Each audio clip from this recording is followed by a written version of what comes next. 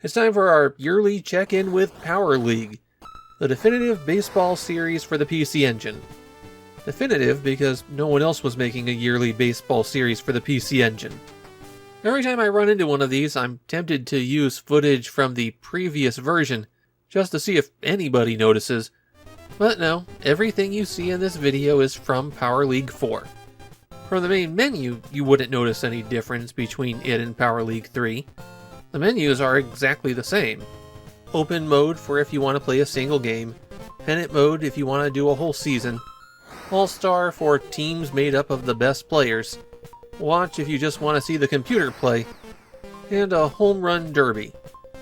And it lets you change the starting lineup of every team, while setup can be used to change the difficulty, which I didn't touch, as you'll see, and change the length of games if you wanted to play fewer innings.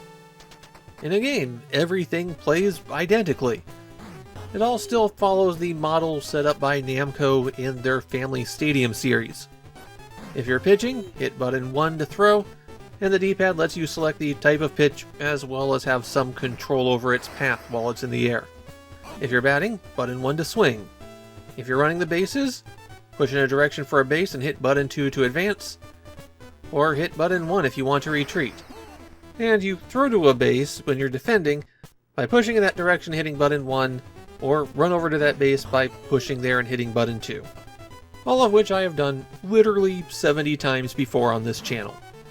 Yeah, I might not have any actual animus towards baseball games, but I really would love to see people get more experimental with how it plays as a video game. Okay, what is different in Power League 4? Well, besides the standard update to the stats and rosters, all of which are disguised among slightly faked names, there are two primary differences. First, the number of parks you can play in has increased from 3 to 6.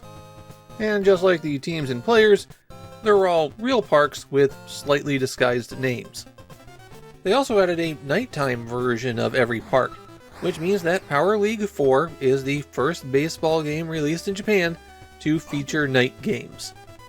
There doesn't really seem to be any gameplay difference there, it just turns the sky black, but still, you've got night games. The other change is that fielding can now be automated. This is something you choose when you start playing, and it doesn't mean that they'll throw the ball to bases, just that they'll get underneath it for you. So you won't be running off-screen fielders around to try to get underneath a ball.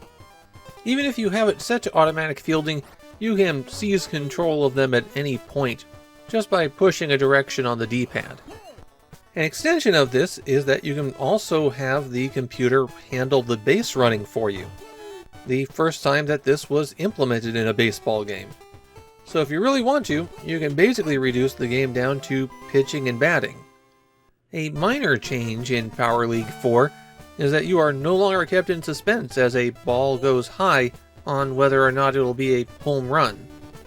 Now when the batter connects, you see the ball go flying into the distance rather than going to a fielding view.